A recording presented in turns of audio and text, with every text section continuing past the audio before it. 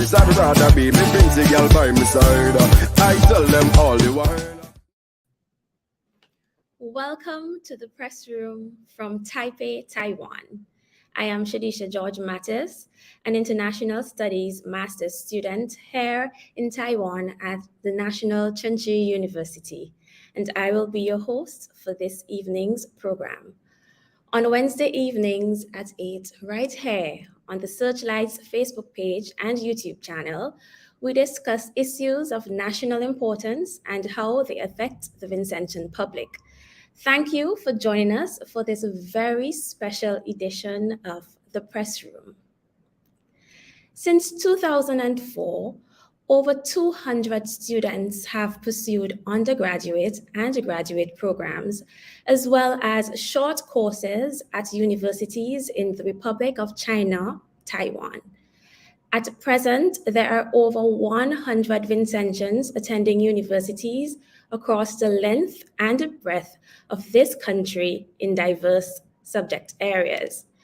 From medicine to economics, business to communications, Vincentian students continue to leave lasting impressions on the academic landscape right here in Taiwan.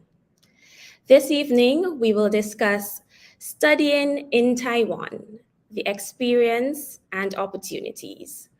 What has the experience been like for our Vincentian students here in Taiwan, and how you, our viewing audience, could access these opportunities as well? For this evening's program, we will be joined by Minister Counselor in the Embassy of St. Vincent and the Grenadines in Taiwan, Mr. Elroy Wilson, and two graduate students, Darren John and Sorelia Aberdeen. A very interesting program, as well as an informative program, is ahead. And you have the opportunity to be a part of this evening's discussion by simply typing your questions in the comments section below. At the end of the program, we will try our best to answer them all to the best of our abilities. In the meantime, please share the live stream. There's lots of space for you and your friends and your family right here in the press room. So tag them all. Anyone you know who's thinking of studying in Taiwan, or anyone you know who's interested about education in general. We will take a short break, and when we come back, we will be joined by Sorelia Aberdeen and Darren John.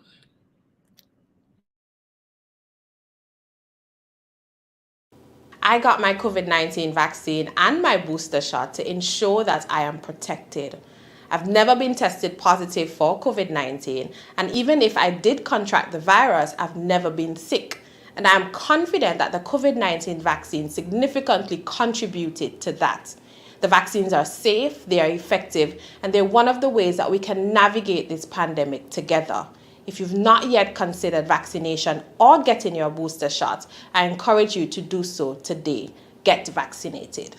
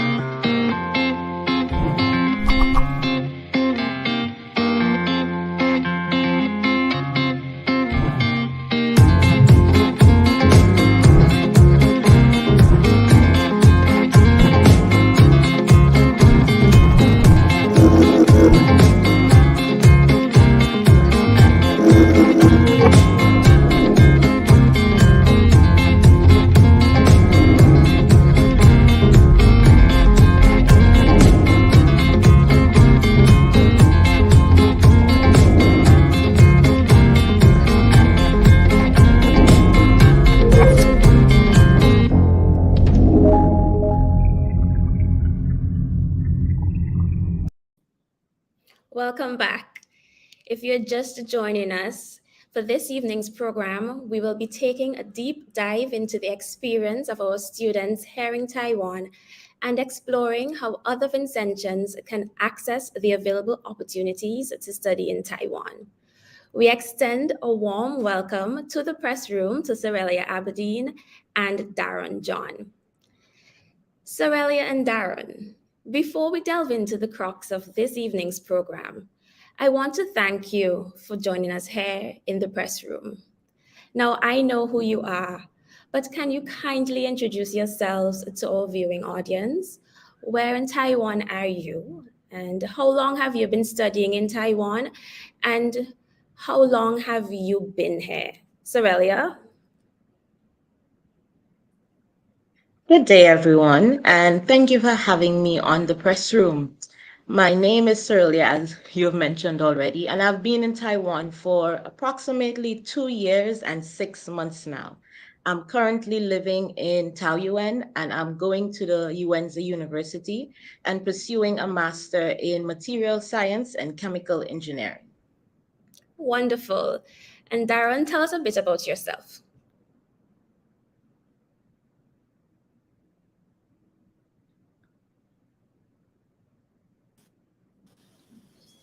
Yes, my name is Darren Rodan John, and I've been in Taiwan for about 4 years, 6 months. I came here initially to do 1 year of the language and my bachelor's degree, but now I'm moving a bit further. I'm currently studying at the National Donghua University, and for those who are watching at home, I am from Bayabu. Yes. Oh, wonderful. Viable in the house. Okay, so let's jump right in. Um, Darren, could you just tell us what intrigued you to study in Taiwan?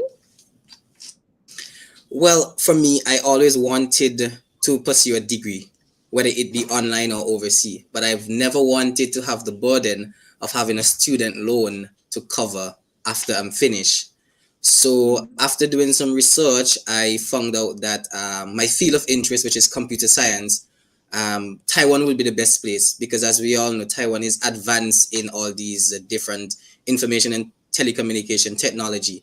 So as a result of that and of some further research, I decided that Taiwan would be the opportunity because again, we have diplomatic relations with Taiwan. So that would allow me to be able to pursue my studies, gain a second language, and also gain a degree without having a student loan to pay at the ending of all this.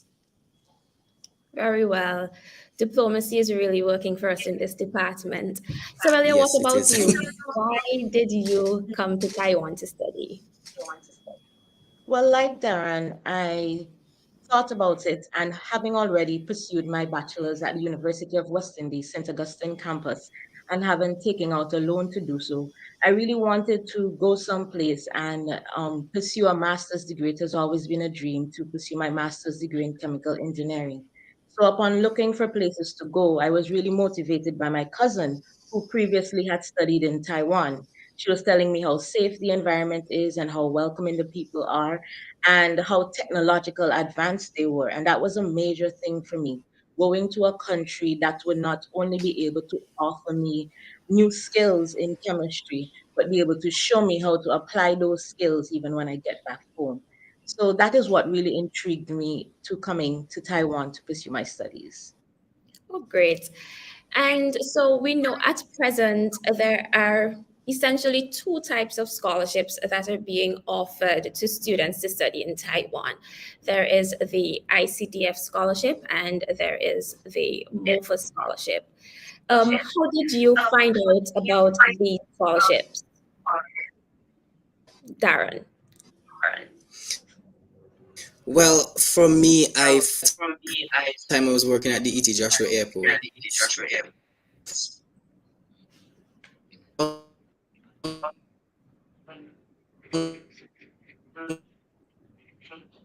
Found out from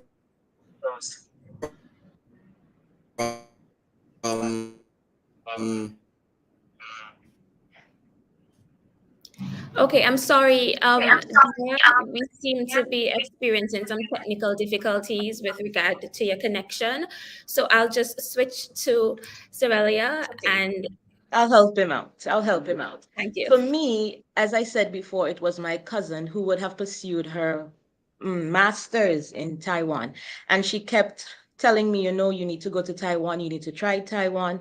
And especially my aunt. My aunt had a major play in getting me to Taiwan because after doing 3 years at UE, everyone knows.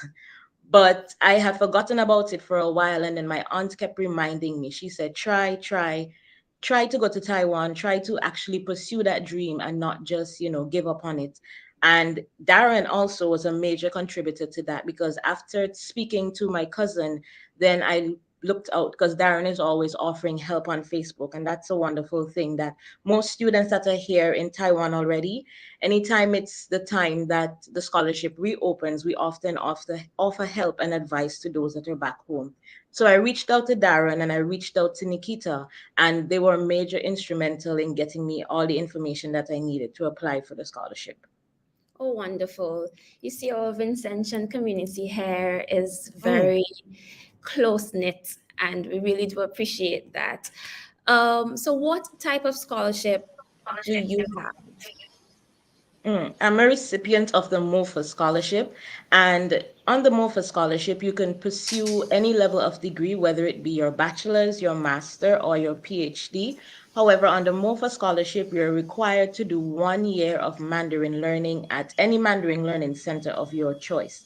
And so you do 1 year for your Mandarin, and then let's say that you're pursuing a bachelor's degree, it takes 4 years, so that's 5 years total.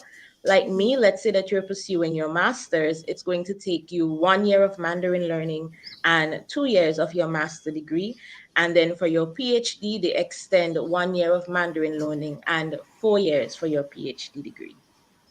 And with regard to this scholarship, did you specifically apply solely for a MOFA scholarship because you were interested in learning the language for your very first year?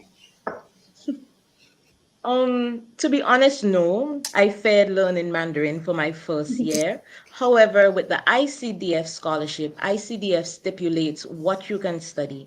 And most of the ICDF scholarship, it's outlined that they're in English. So if you pursue an ICDF scholarship, there is a list of degrees that you can pursue. I can't bring them to mind now, but most you have to pick from a list of degrees. Whereas in your MOFA scholarship, any degree that you want to pursue, you can go after that degree. So that was a major point in me choosing the MOFA scholarship because chemical engineering and material science was not offered on the ICDF list. Okay, so I take it that you weren't at all familiar with the language. I won't. No, I was not. Okay, Darren, I'm just going to rewind a bit and get back to you with regard to what exactly intrigued you to study in Taiwan. Okay. Uh, where do I start again? Sorry about that. I mean, it's just funny that we're talking about technology and then I'm having technological problem. But I would say that, as I said, coming to Taiwan because of the concept that it's advancing technology. I think that is why I choose coming to Taiwan. Being able to not only learn the theoretical part of my studies, but also getting the practical aspect of it in an advanced country would be great. Going back home, where you can use those knowledge and experience that you've gained to help and develop, our small country, St. Vincent and the Grenadines. Oh, that's great. It's always important for us to bring it back home and make, national contributions to our country. So, what type of scholarship do you have? Are you a holder of the ICDF scholarship or do you have a MOFA scholarship? I am on the MOFA scholarship, the Ministry of Foreign Affairs scholarship. Yes. And what has the experience been like for you learning a new language? Well, coming up here at a little older age than most persons would come, learning a new language, especially Chinese, I would say it was difficult in the start because not only you have to understand the characters, but you have to understand the pinyin. So it seems like you're almost learning two languages at the same time. However, as time goes by with the practice, and going to different stores and even communicating with your colleagues, you then it becomes a bit more fluent. It's not there as yet that in the way I want it to be, but I can say that it's getting there, and it's really been good. Having been able to speak Chinese, it open up opportunities so that you can understand the culture, the Chinese culture, the Taiwan culture, and also understand the people themselves. Okay, wonderful. Before we delve into the culture over here, I just want to ask one last question with regard to learning in a different language. What has the experience been like for you in the classroom with regard to learning in Chinese, in Mandarin?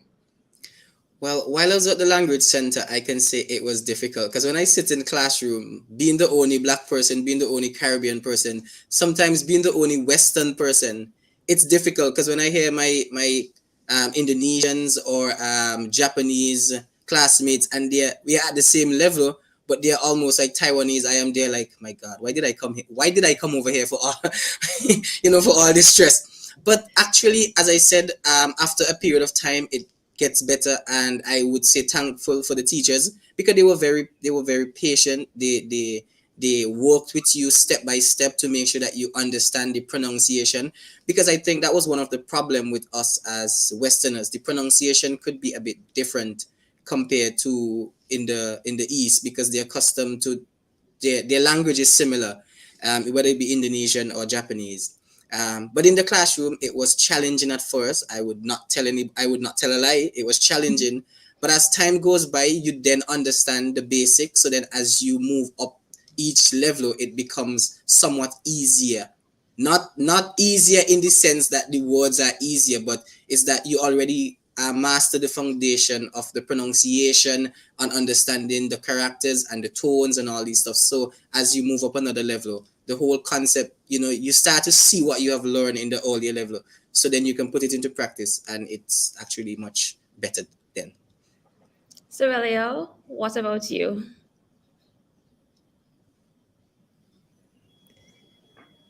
I'm sorry, but you're muted. I'm sorry. I was saying that I echo Darren's sentiment 100%. Pursuing a language, especially Mandarin, Chinese, it was like taking a dive into the deep end. You're in a culture, you're in a place, a classroom, I should say, where most of the people that you're surrounded with are from the East. And so they're already accustomed to having different tones. And we normally say that our Western language is a monotone language. Yes, we can go up an octave or down an octave when we're upset or happy, but it's basically that. And we were plunged into a classroom where we had to learn four different tones, and each tone had a different meaning. So at first, I was very stressed. Like Darren, I asked myself, what did I put myself into trying to learn this language that's known to be the hardest language in the world? But after a while, I think practice makes perfect. And so being in an environment where the teachers only speak Chinese to you, they don't speak English unless you really don't understand.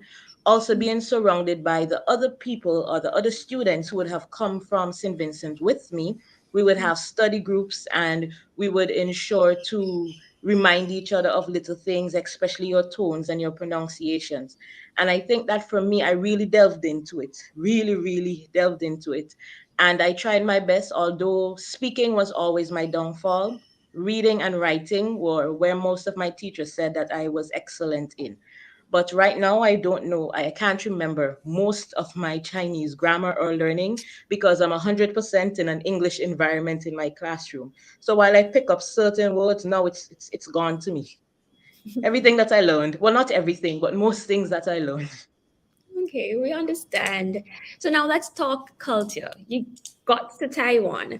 What are some of the cultural differences that immediately jumped out at you when you arrived here? Aurelia. Hmm. Well, the first thing was that compared to St. Vincent, there were a lot of scooters. That I remember sitting on the bus for the first time when they were transporting us from the airport to our room, and that was the first thing. There were a lot of scooters, and the way that they drive on these scooters. So that was number one. Number two is back at home, we're accustomed to a culture where we cook a lot. And up here, it's not like that at all. Their culture is surrounded on a very fast paced life. So most of the times you buy your meals. So breakfast, lunch, and dinner, you can buy your meals. And I think that is added to the fact that a lot of places, a lot of rooms that are available for rent, they don't come with a kitchen in it. So therefore, most persons, if you are very interested in cooking or preparing your own meals, you would have to get something known as a hot plate. And that was a direct contrast to us coming from the Western, where most rooms you would get like a kitchen, a bathroom, and then a sleeping area. But over here, it's normally just your bathroom and your room. And the convenience was stood out to me. There is some convenience stores, and just to name one, 7-Eleven, that you can go at any time and buy anything that you want. You can pay any bill, you can access your banking information. And once again, I think that speaks to the fast pace of the life that's over here. They know that everyone is busy, everyone is trying to work. And so it makes it a little bit easier for everyone with these convenience stores. I think that, well, and also the language. The language was very different. Being immersed into a language that you don't know, I had to rely a lot on my nonverbal communication skills. And it amazed me off the bat, just by showing a picture or doing a hand gesture, that they understood what I wanted and that they understood where I was coming from. And the last thing, but this is on a side note, but there was no planting and there was no breadfruit. So that really knocked me off of the base. But that was the culture shock for me. And Darren, do you have anything to add to what Cyrilia said? Yes. For me, I would say coming up from the Caribbean, visiting different Caribbean countries, we have the tendency when you see transportation to run into a transport. In coming to Taiwan, you would just see one person stand there, then another person stand, and then by the time you look, there's a line waiting for the bus. And you see this everywhere you go. There's a line waiting outside if they want to buy a snack. There is line almost everywhere. That was one. They are just so obedient. They lined up. They queue for everything. The other thing that I would say for me, the first time I arrived there in my apartment, I heard this little noise, So I mean, I'm accustomed to that noise back home as an ice cream truck. So this is me going outside looking for ice cream. When I got outside now, lo and behold, it's the garbage truck. So for me, that was very, very shocking and surprising, and I think it still continues to shock a lot of persons when they arrive here. But added to what Cyrilia said and what I said, I think that would generally cover for me, because before I left home, I knew I was coming to a place totally different, so I had already opened up my mind and my body to accept whatever is there. Whatever food they don't have, I would use what I can to replace what they have. Yeah, and I try not to, like Siri, think on the breadfruit and the plantain, because the more you think on it, the more replace the breadfruit and the it is. Very interesting. One of the things that jumped out at me, what you said in relation to the transport system, is just how orderly the society here is in every aspect. There's always a queue, or there's always some norm that you have to follow, and you just step into line and do what you have to do, with regard to sticking to what is expected. Darren, just to go back to your educational experience, I know that when you initially came to Taiwan, you started as an undergraduate student, but you've since advanced to the master's level. How have these two experiences maybe been different for you? How would you compare them? Well, first, I did my undergraduate studies in computer science and information engineering, and now I'm doing my master studies in information management. So for me, I would, at the same university, both programs, I would say that the undergrad, it was a bit challenging at first, especially the first semester, where you have to tend to adapt to the way the teachers, the professors, they're speaking, their pronunciation of certain English words. But after that, it as I said, it's just a smooth sailing.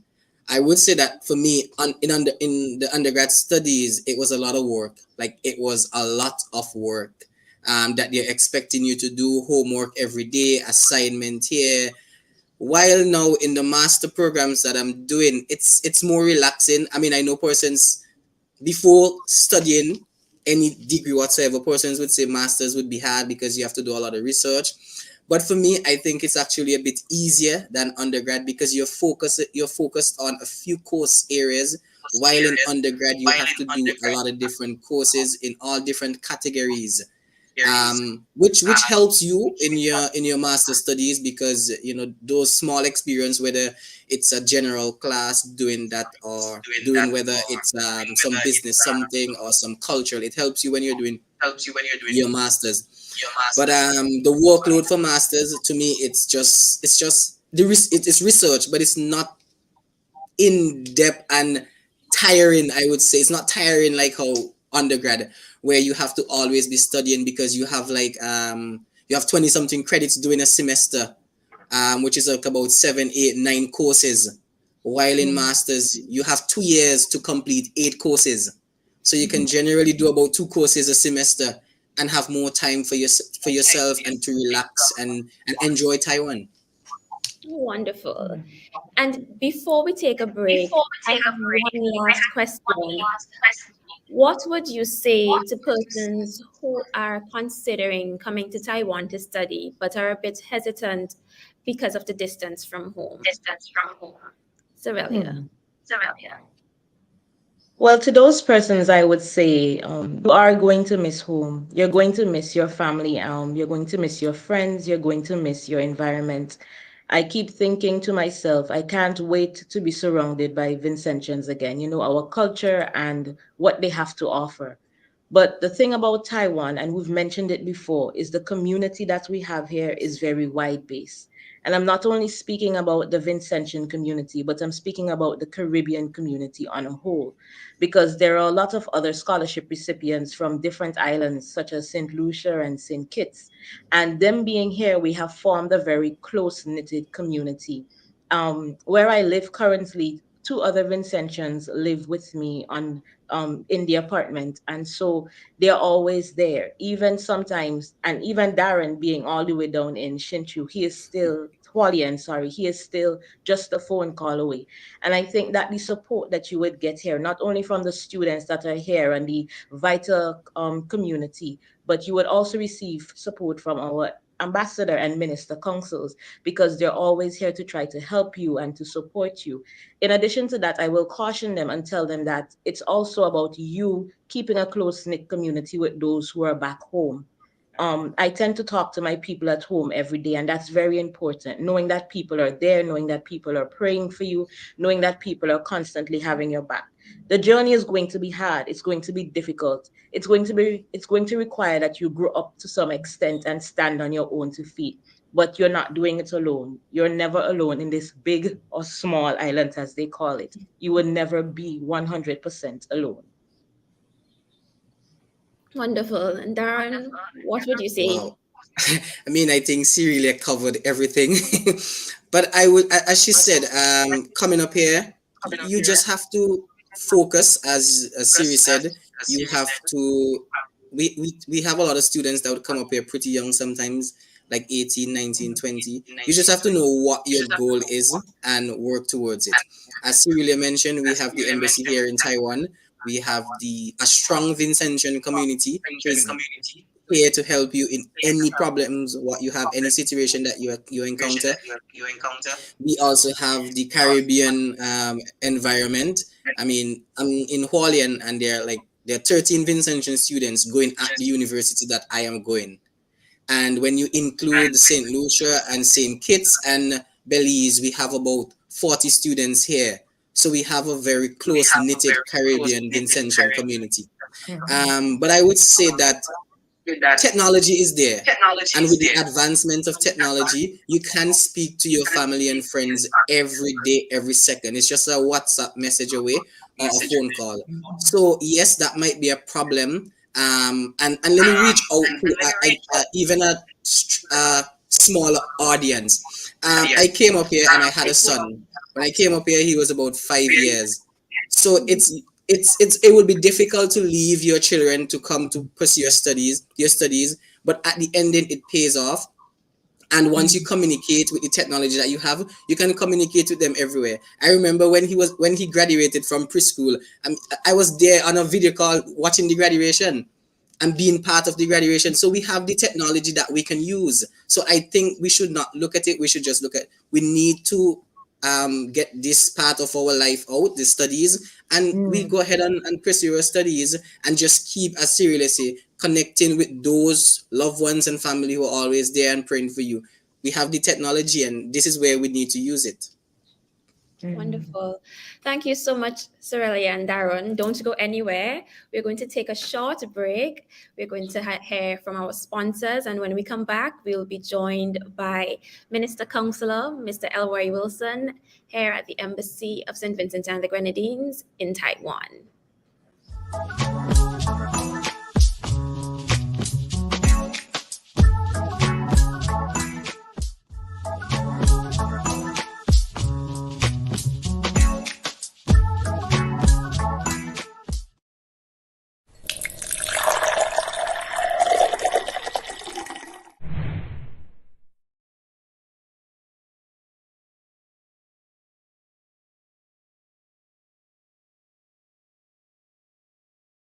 I got my COVID-19 vaccine and my booster shot to ensure that I am protected. I've never been tested positive for COVID-19, and even if I did contract the virus, I've never been sick. And I'm confident that the COVID-19 vaccine significantly contributed to that. The vaccines are safe, they are effective, and they're one of the ways that we can navigate this pandemic together. If you've not yet considered vaccination or getting your booster shot, I encourage you to do so today. Get vaccinated.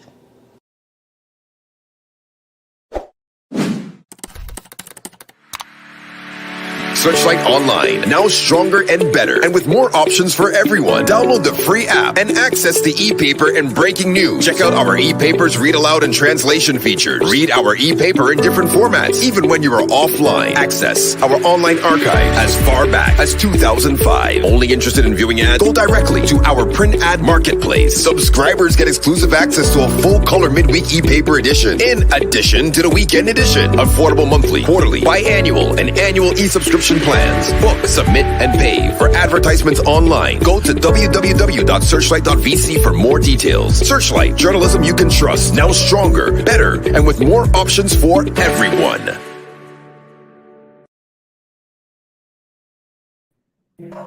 Welcome back. Joining us now is Minister Counselor Elroy Wilson. Mr. Counselor, thank you for being with us. Before we delve into having a discussion with you, I want to remind you to share the live, tag a friend, don't be selfish. Our discussion is studying in Taiwan, the experience and opportunities, and everyone can benefit. Now, Minister Counselor, once again, thank you for being here with us. I know that you came to Taiwan in 2019 when our embassy had just opened. How has your experience been so far in Taiwan? Ni hao. Thank you for having me. Thank you for having me on the program this morning. It's an honor to be here, and thank you for inviting our embassy to be part of this program. My experience here has been very good so far. In 2019, when we decided to set up the embassy in Taiwan, coming here is a learning experience. You know, they do things differently in Taiwan than they do in the Western world. Everybody's always on a hustle, and at home we're more relaxed, you know, and I've learned a lot of different things since I have gotten here: the food, the environment, the people, And just want to say that Taiwan is a developed country and it's one of the safest places actually in the world. So I would encourage anyone to come to Taiwan and, just be part of the Asian community. It's a very beautiful place. I haven't had any bad experiences across here thus far. Setting up the embassy was a little bit stressful at first, as anything in life, but we have a really good team. Now, the ambassador is excellent, has a good drive. So, we try to get things done as quick as possible. And, just want to say last year, we actually received an award for the excellent job that we have been doing in Taiwan. So that goes to tell you about the level of work that we do here in Taiwan. Wonderful, and congratulations on the award. Now we're talking studying in Taiwan, the experience and opportunities. You've already touched on your experience, but we're here specifically to talk about opportunities for students as well as potential students. And on our social media platforms, we've been seeing a circular with regard to a scholarship opportunity to apply to the Tonghai University. Could you tell us a little bit about this university and how these scholarships came to be? Right. Tonghai University is located in Taichung. It's one of the major cities in Taiwan. It's a beautiful place. How these scholarships came about, we were raising funds for volcano relief in St. Vincent and the Grenadines. And, ambassador and the counselor and yourself was at a ceremony, and a discussion came up about, helping Vincentian students. And knowing my ambassador, as soon as she hears something like that, she would, jump on it. And within a few weeks, a few weeks, things were on the way to getting these scholarships for Vincentians. We asked for 40 scholarships for 40th anniversary. So we were given 40 scholarships, 8 each year, 8 scholarships to 8 Vincentians each year. That would cover the 40 scholarships. So it's really interesting how these things came about. One of the things that we try to do at the embassy is to find scholarship opportunities for Vincentians. So we have a lot of relationships with different schools across Taiwan. And whenever we go there, one of the questions that we usually ask is that, is there any opportunities for Vincentians at your university? So Tonghai has provided, this opportunity. It's a very big university. The capacity is about 17,000 students. They have 9 colleges. So they have departments in social sciences, agriculture, fine arts, and creative design. They have College of Law, International College. So, and they have both Mandarin and both Chinese and English programs. So if you're not so much for the Mandarin, you can do your degree program in English as well. And it's also a Christian school. So you would not feel too far from home if you're a very religious person, and the town that it is located in, it's very modern. The mayor tried to advertise Taichung as, the best city to visit in Taiwan. And it's very convenient as well. It's similar to Taipei, and the people there are very friendly. And because of the relationship that our embassy has with this school, they are trying their very best to, make it comfortable for Vincentians who would take up the scholarship. Actually, we have one Vincentian who would have studied at that university. He did something in architecture. James, he has his business now in St. Vincent. So that's a free advertisement. I think it's called Chromative. So, yeah, it's a very good university, and I think that people should take up this opportunity. Okay, so just that we are clear, 40 scholarships over a 5-year period and not 40 scholarships every 5 years. Yes, it's 40 scholarships over a 5-year period. So every year we're given 8. Okay, thank you. Thank you for the clarification. Now, Minister Counselor, I would love for you to highlight, if any, the major differences or difference between the Tongue High scholarships and let's say an ICDF or MOFA scholarship? Okay. For the Tongue High scholarship, you're given just the tuition. The tuition, it's a tuition scholarship. But the MOFA and the ICDF scholarships, they are full scholarships. So you're given housing, you're given money to buy your books and things like that. For the Tongue High, it's just the tuition, but also like any other government scholarships, the government sometimes provide you with airfare and that type of things. Yeah, and also you have to have some level of funding. But in Taiwan, just want to say that um, people from St. Vincent and the Grenadines are given the opportunity to teach English, so you can earn a little extra. I know when you're in university, you like to do a little hustling, so you try to uh, earn something on the side. So this opportunity is also provided for our Vincentian students. It's something that you can do to earn a little extra. And another thing that came out during our discussions with persons from the alumni of the school is that they would give our Vincentians opportunities to do internships. And so this is another perks of this scholarship. And they're already willing and waiting for Vincentians to attend this school. Yes, representation is important. Who is eligible to apply and what is the application process like? Well, any Vincentian can apply for this scholarship, 18 years and older. And the process, you would have to apply to the school and also apply through the Services Commission at home. And the process is not very difficult. The usual identification cards, identification forms, and there is a form at the Services Commission that you can access via the website. So you download that and you fill that out and you provide the necessary documents that they are asking for. Same with the university website. You just fill out the online application form and you take it from there. It's very easy. And if you need any help, you can always contact the embassy. You can contact our students here. We are willing to help you at any time. Just to add, not just Tonghai University that wants Vincentians.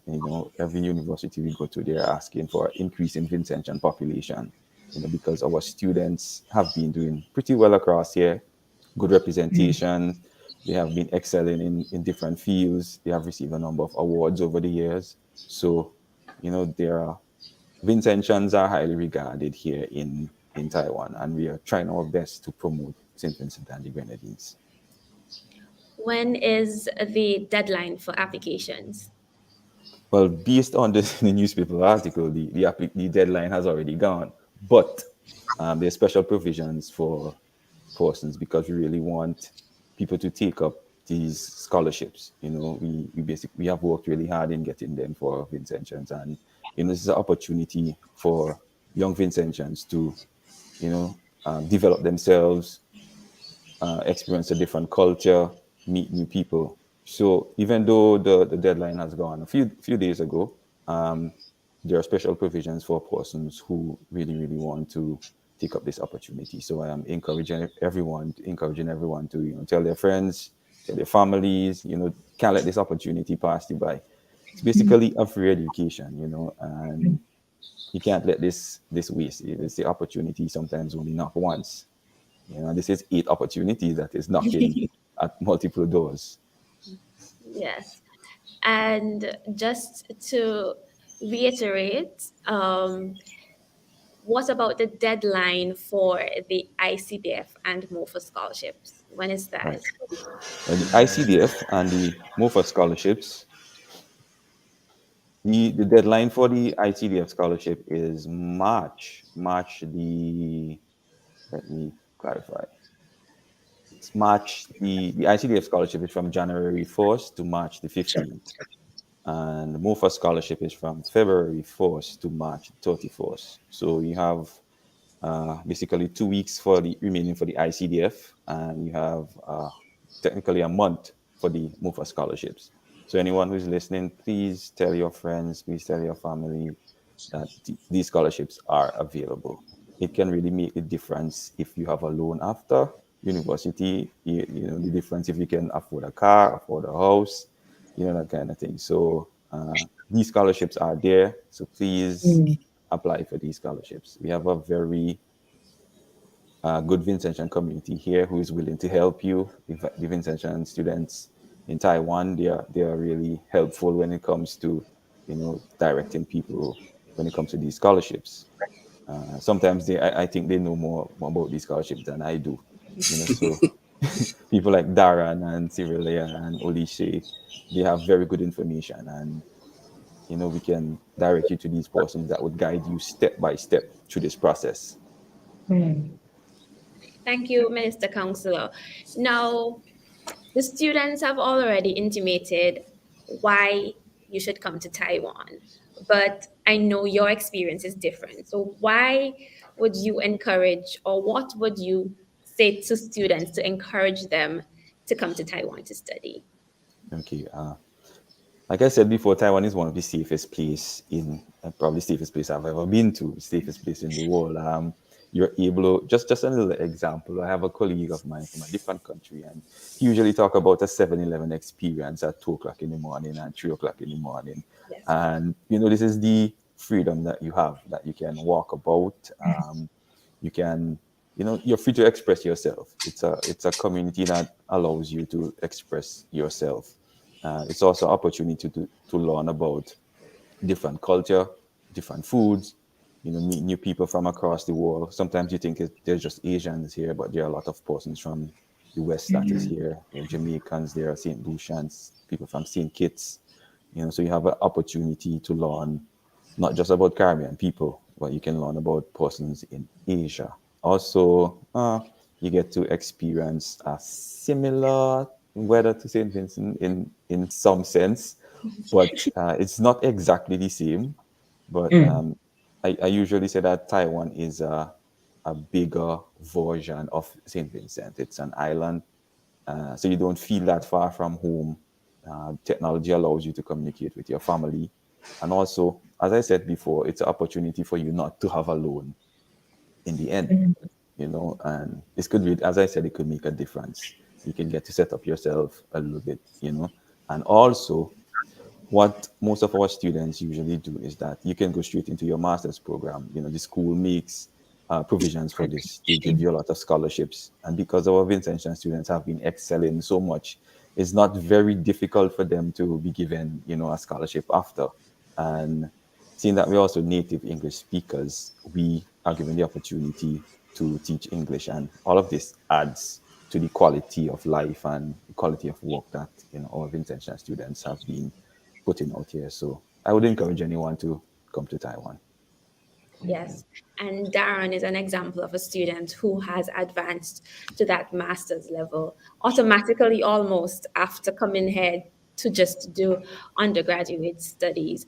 So now let's talk opportunities for students. Now, you've been hinting a lot at working in Taiwan and teaching in Taiwan. Sorelia, how have you capitalized on any opportunity to work while studying in Taiwan? Well, as Minister Council would have highlighted, there is a wide opportunity here for the teaching of English in Taiwan. And most of the students that go to school over here, they capitalize on that opportunity. Taiwan is moving towards becoming a bilingual country. And so there is a lot of programs, after school programs. Normally we call them cram schools over here, where after the children go to school, they automatically go to cram school after. And then there are a lot of opportunities to be employed as such as a cram school teacher to teach these students English. And the age that you can teach from varies, maybe from very small. Sometimes I had a friend who was hired to teach a 6-month-year-old baby English, a 6-month-year-old baby how to speak English. And that is their drive, they want to be able to be very fluent in English. And so that's one opportunity. Another opportunity that I've seen being opening up is that a lot of my friends, they work in construction. Some of the men that come over here, they say that they would prefer not to be in a classroom. And also some of them work as sports instructors. I have a friend who works as a basketball coach and one who works as a soccer coach. And one thing that I've liked so far about our Vincentians, sorry, they have been creating their own opportunities. So aside from being able to be an English teacher or a coach, or being able to, work in the lab, because that's at my university as well. You're able to work in the lab, you're able to become a teaching assistant. But a lot of Vincentians have been creating their own opportunities. Examples are the beads, doing beading for persons and bracelets. Darren, and I'm sure he would speak to his own opportunity that he has created for himself. Persons who have been breeding. All Vincentians are very versatile. They find a way to manage both going to school and being entrepreneurs. And I think that speaks highly to the wide amount of working opportunities that are present within Taiwan. Oh, wonderful. Darren, yes, Yes. we know that for you, opportunities have been different in the sense that you are an entrepreneur. You know, you have your own line of Vincentian style seasonings, pepper sauce, and browning, and so on. How did this business come about? Well, for those who know me, they know I love to cook. I love being in the kitchen. But since I came to Taiwan, I tried their pepper sauce once, and it was not the pepper sauce that I like. So ever since, I've always been making pepper sauce for myself. I've always been making seasoning for myself, and well, browning, you have to do the same also. But it was not until I think in 2020, I think the embassy, they had an exhibition, I think at Nangang Exhibition Center. And I was there because I went to church that Sunday, and then I messaged the minister council and asked him what's up. Then I popped across. And when I got there, I realized that we had a lot of seasoning and hot pepper sauce and these stuff from Winfresh. And I was like, I know the difficulties of getting stuff shipped home or getting it shipped here. So I looked at it, and I was there, and a lot of stuff was going through my mind. That was in, I think, late October, early November 2020. And then within a few weeks, I did all the necessary checks, look at all the places to do my labels, to do get my bottlers. And by January the 17th of the next year, 2021, I started selling products. And from that, I've been doing it to the Vincentian community here, the Caribbean community, generally the international community also. My goal is to get the Taiwanese community in it. Bit by bit, I'm getting them in it with the browning and the seasoning and the hot pepper sauce. Recently, I've started doing barbecue sauce because I realized that the one over here, it's a bit different also. Like a lot of the food products over here, they're a little bit different for persons to adjust themselves to. So generally, that's how it started, and the business is called For You Foods, and it's generally been going good so far. To say that if I add, I would say that it's not been difficult for me, unless I have like a 50 order of something or so forth. But generally, I would always have products in stock, and it's not difficult because I do them when there's weekends, so then I don't have to worry about school. I'm able to manage school and also doing the business. It's just the person that you are. You have to know what is your priority. As I always tell person, we come to Taiwan, but our main goal of coming to Taiwan is that we leave with our degree. So whatever we do should not hinder that process. And so for me, I would do all the other stuff, but I'll make sure my schoolwork and all these other stuff are out of the way before I do the business part, because the business is all good, but we don't want to leave without the main product that we came here for. Wonderful. Cerelia, what about you? Have there been any opportunities for you with regard to work and study, and how have you been able to balance both? I think I would echo what Darren said. Going into my second year, because in your first year, we advise you not to work until you have your work permit, and that takes 1 year in Taiwan.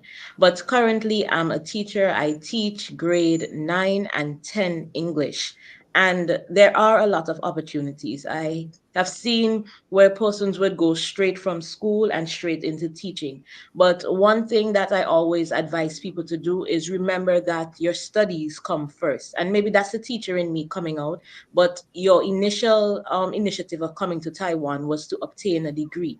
And so I've seen where persons can get caught up a lot in the teaching aspect or the job aspect. And so their schoolwork suffers a bit.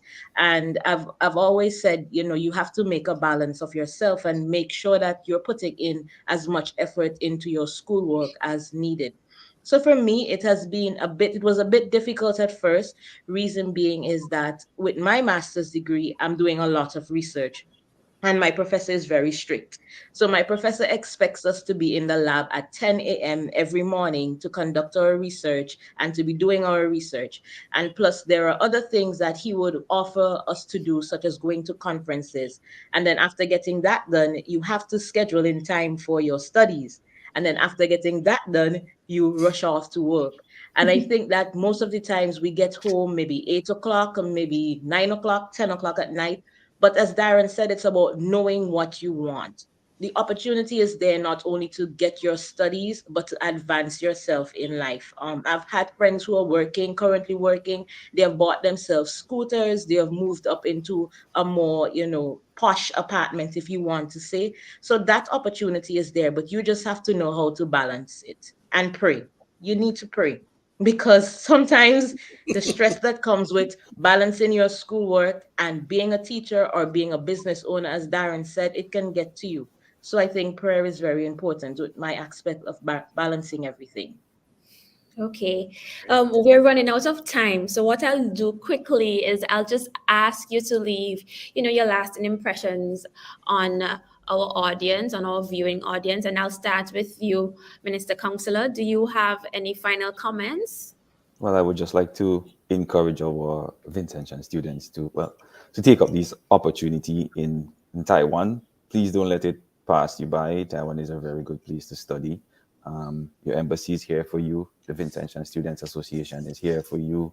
And, the government of Taiwan is here for you. And we are friends with Taiwan for over 40 years. And, it's an opportunity that you must take. Don't let this one pass you by at all. So I would encourage all the young persons in St. Vincent to come, take the opportunity. My father used to say, the first person who went overseas never had anyone overseas. So if you're afraid to come, use that as a little bit of motivation. And now we have people overseas. You have an embassy and you have over 100 Vincentians here for you. So take the opportunity and just make your future better. Okay, Kiki just chimed in with a question, and her question is, any tips on acing your MOFA scholarship application? Any tips? You put your best foot forward and try to beat the deadline. But and also in terms of the interview, as I said, put your best foot forward and present yourself as professional as possible when you go to do the interview at the embassy in St. Vincent. Aurelia, as a MOFA scholarship recipient, do you have any special words for Kiki? Kiki, I would say that you should also focus on your study plan. I think that one of the things, not only the MOFA application, but universities look at is, have you done your research? Are you just going to put, I want to be a psychologist, but you know nothing about what the area of psychologists require, or you don't know what psychology is? So you have to ensure that when you're writing your study plan, that it outlines, number one, what your area is and how it would impact not only you, but how it would impact the islands and the country of St. Vincent and the Grenadines. That's one thing. And also the persons who are doing your references. You can't ask them to lie, but you can ask them to speak to your better qualities, your qualities that motivate you, that qualities that allow you to be outstanding as compared to other applicants. Okay. And Aurelia, before you go, anything that you want to say to Vincentians who are interested in applying to study in Taiwan? I would say that I would encourage you to apply. And for the main reason of we have been talking about it being safe, we have been talking about it being very convenient. But one thing that always stands out to me with Taiwan is the opportunity for upward mobility and the opportunity for building yourself. Darren came here to do a bachelor's and he is moving on to a master's almost immediately. And if he so chooses, he can move on to a PhD. And I think that is one of the good things about being in Taiwan, even apart from the MOFA scholarship, the ICDF scholarship, the schools themselves, they offer a lot of scholarship. And so you'd be so good of balancing both work and school. There are opportunities for you to pay for your own way in Taiwan because education, especially at the university level, can be regarded as relatively cheap when compared to a lot of the Western universities. So I know it can be scary. We're very, very far away from home. But as I said, community, our vital community, your friends, your families back home, they will support you and they would back you. So it's definitely something that you could consider in order to make your life or make you more outstanding and more marketable in the world today. Darren, thank you, Sorelia. Darren, is there anything that you would like to say? Yes. For me, I would advise you, as I said before, it doesn't matter if you have a child or not, you should take the opportunity to advance your studies here in Taiwan. And if you look on the screen, I just post that the Vincentian community here in Taiwan, you can contact us via the Facebook page. You can, if you go on the Facebook, you can like our page. And then if you have any question, you can reach out to us. I think it's a great opportunity for all Vincentian to take up these scholarship opportunities because, as was mentioned by myself and also Minister Counselor, it's an opportunity for you to come and get your degree without having to worry about a loan. To add also to what Siri would have said in regard to Kiki question, I would also say that from my experience, it's also good. You're not gonna ask the persons who are writing recommendation for you to lie, but you're gonna ask them to write the recommendation focusing on your field of study and not a generalized recommendation. So that they could, inside of that recommendation, they could mention the area in which you're studying. Siri also made mention that it's good to do research. You don't want to write in a study plan that you want to come to Taiwan to study, as she said, psychology or computer science, but then you don't know anything about the advancement of technology in Taiwan, or you don't even have an idea of the school and the programs that the school offering in computer science and so forth. So it's good to do research. As Minister Council also mentioned, the Vincentian communities here, the embassy in St. Vincent and the Grenadines, and the Taiwanese embassy is there for you. As you can see, one of the counselor, he's on the Facebook commenting. The embassy here in St. Vincent, the embassy of St. Vincent and the Grenadines here in Taipei, they're always welcoming and ready to help any Vincentian student. So I think it's just a matter of, if you're finding any difficulties, you can reach out to any one of us, and we are willing to help you every step of the way. Thank you very much, Roden. Minister Counselor, I think this is a question for you from Ronique Forbes. She's asking, are there short certification courses, or if you want to attend a language center only? Yes, there are short certificate courses. The Mandarin Training Center offers this if you want to come to Taiwan just to study language alone. If you want to study Mandarin, then you can just apply, and this opportunity is available to you. But I would advise you, if you're coming to study Mandarin, just join the entire degree program, if the opportunity is available to you, because this would Great. help to enhance your Mandarin skills as well. And you can do a full degree in Chinese, which would make it even better for you. Okay, we have come to the end of our program, sadly. This has been very fruitful and very helpful. And I just want to thank you on behalf of the facilitators of the press room for choosing to be a part of this evening's program to shed light on opportunities and how these opportunities can be accessed with regard to studying in Taiwan. And I hope to see you next time on the press room, same time, same place, right here on the Searchlights Facebook page and YouTube channel at 8 p.m. where we discuss matters of national importance and how they affect the Vincentian public. Thank you for tuning in and have a good evening.